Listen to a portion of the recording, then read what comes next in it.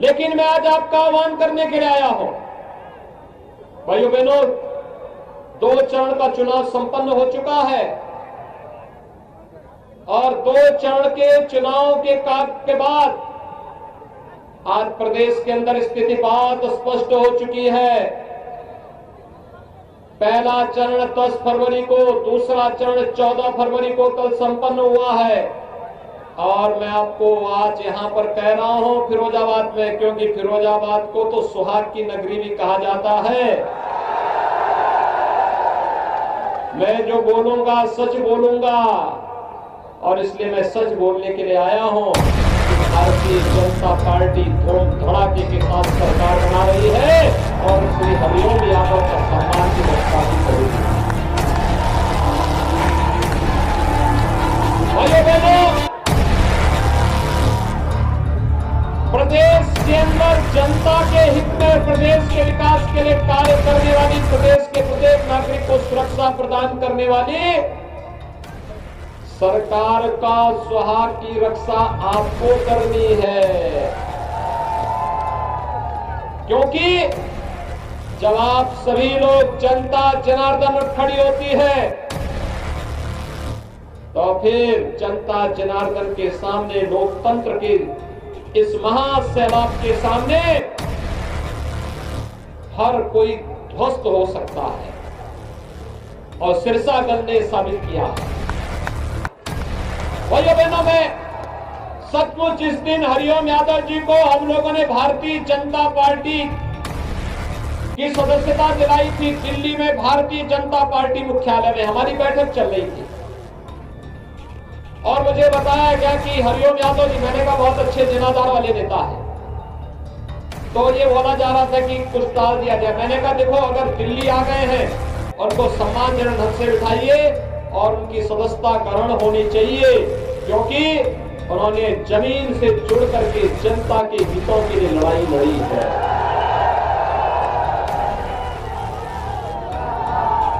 जनता के हितों के लिए लड़ाई लड़ी है, अपने दम पर, अपने बल पर।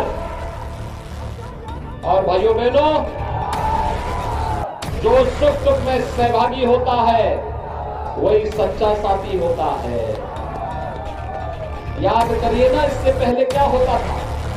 हम कोरोना कालखंड में देख रहे हैं, कोरोना कालखंड में पूरी दुनिया पस्त है और भाइयों बहनों, कोरोना के कारण दुनिया के अंदर तमाम लोगों को अपनी जान गंवानी पड़ी। लेकिन भारत के अंदर प्रधानमंत्री मोदी जी के नेतृत्व में जीवन भी और जीविका को बचाने का जो अभिनव प्रयोग हुआ, फ्री में टेस्ट, फ्री में उपचार, फ्री में वैक्सीन, कितने लोगों ने वैक्सीन ले ली है? तो आप लोगों ने तो समाजवादी पार्टी को वैक्सीन लेकर के वैसे ही ध्वस्त कर दिया है, क्योंकि समाजवादी पार्टी के मुखिया तो वैक्सीन का विरोध कर रहे थे ना, वो इसलिए विरोध कर रहे थे जिससे कोरोना की चपेट में ज्यादा से ज्यादा लोग आ जाएं, ज्यादा लोगों को नुकसान हो जाए। लेकिन हमने भी ठाना था अपनी जनता जनार्दन का बाढ़ बांका नहीं होने देंगे, इसलिए वैक्सीन सब जगह उपलब्ध करवाने का कार्य हुआ। हो सकता है वे अपने खानदान के बारे में सोचते होंगे, हो सकता है वे अपने परिवार के बारे में सोचते होंगे, लेकिन भाइयों बहनों, मेरे लिए तो उत्तर प्रदेश की 25 करोड़ जनता ही परिवार है और मुझे तो 25 करोड़ जनता के हित के बारे में सोचना है। मोदी जी के लिए 135 करोड़ का भारत भी उनका परिवार है, तो मोदी जी पूरे भारत के बारे में सोचते हैं। और इसलिए भाइयों बहनों, हम लोगों ने तय किया कि फ्री में वैक्सीन, सबको वैक्सीन, और अब डबल इंजन की सरकार है तो भाइयों बहनों, डबल डोज राशन, महीने में 2 बार राशन हर गरीब को उपलब्ध करवाया जा रहा है। भाइयों बहनों, इससे पहले का इतिहास है, इससे पहले का इतिहास है। इतिहास इस बात को कहता है, जब भी महामारी आती थी, बीमारी से साथ के साथ साथ भूख से लाखों लोग मरते थे। लेकिन इस बार मोदी जी ने ऐसी पुख्ता व्यवस्था की कि बीमारी से भी नहीं मरने देंगे और भूख से भी नहीं मरने देंगे। सबको राशन, फ्री में राशन। भाइयों बहनों, जब फिरोजाबाद की बात होती है तो आपके फिरोजाबाद का कांच का उद्योग दम तोड़ रहा था। याद करिए, आज इसको वैश्विक मान्यता मिल रही है।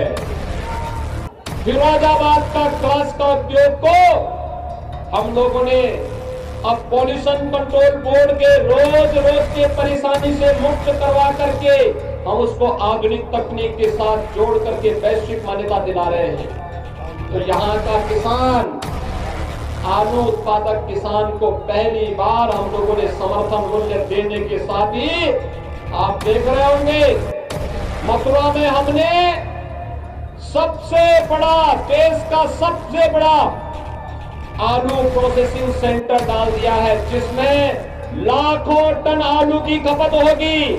यहाँ के आलू उत्पादक किसानों को अच्छा दाम मिलेगा और यह यूनिट हम लोग आने वाले समय में फिरोजाने के लिए यहाँ के साथ साथ फिरोजाबाद, एटा, अलीगढ़, आगरा और आसपास के सभी जनपदों में भी स्थापित करने की कार्रवाई चल रही है।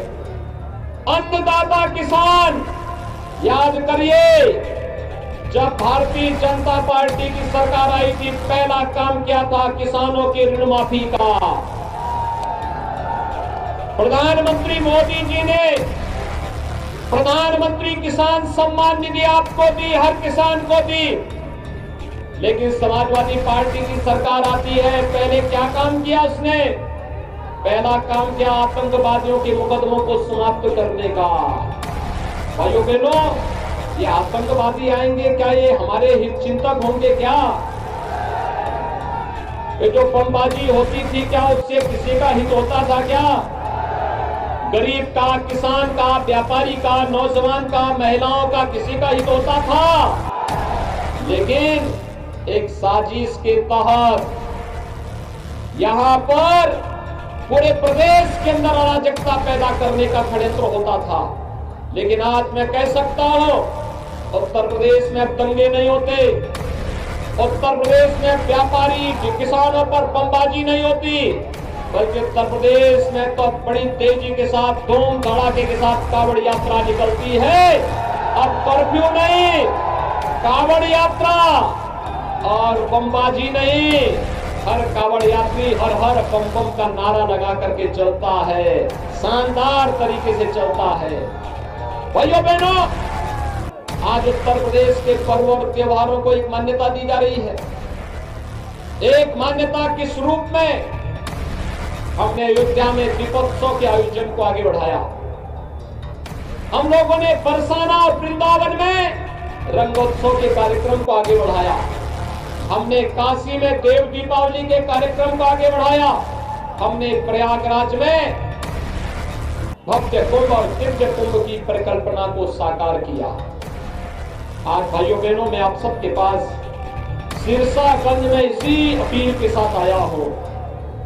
सिरसागंज में हरिओम जी को तो आप भारी बहुमत से जिता रहे हैं। सभी अनुमान यही बताते हैं, भारी बहुमत से चुनाव जीतेंगे, कोई संदेह नहीं। लेकिन फिरोजाबाद की 5 सीटें हमें चाहिए। 5 सीटें आप जिता करके भेजेंगे 5 पर। क्या इस सच है? सभी लोग मिलकर के, और यहाँ पर जिला पंचायत अध्यक्ष हर्षिता सिंह भी आई हैं, ठाकुर जयवीर सिंह जी मैनपुरी में हैं। उनका विशेष संदेश आया था कि आप सिरसागंज जरूर जाइए। मैंने कहा मैं जा रहा हूं सिरसागंज, तो मैनपुरी में भी जीतना है।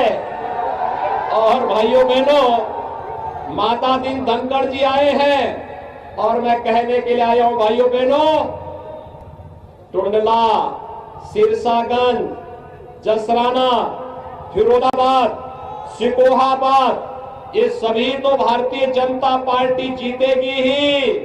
भाइयों बहनों, करहल भी जीतना है। तैयार हैं? एसपी सिंह बघेल को भी चुनाव जिताना है ना? सभी लोग सहमत हैं? तो मुझे आप सबसे अपील करनी है, और आप चिंता मत करना। हरिओम यादव जी जिस मजबूती के साथ लड़ रहे हैं, पूरी पार्टी और सरकार उनका सहयोग करेगी, उनके सम्मान की रक्षा करेगी और यहां की समस्याओं का समाधान भी करेगी।